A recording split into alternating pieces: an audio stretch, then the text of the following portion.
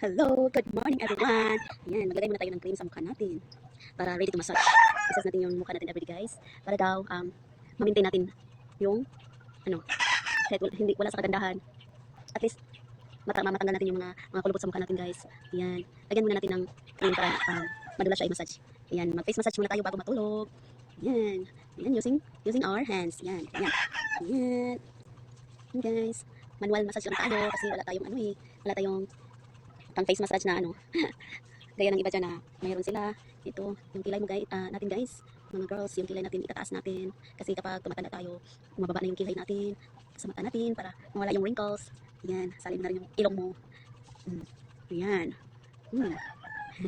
Yan. Hagurin mo, paitaas yung pisngi mo. Pansin nyo ba kapag tumatanda ka na,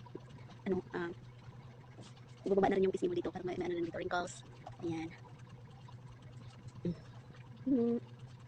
Mas kasi pag kamay mo lang gagamitin mo. Hindi naman siya, hindi masakit. Ayan. Para matanggal yung wrinkles. Let's make it as a practice guys. Lalo na yung mga stress yung trabaho. Ayan. Pwede itong gawin twice a day guys. Like yung after mo maligo at saka yung after mo maligo at sa bago ka matulog. Ayan. Ayan. Thank you so much for watching.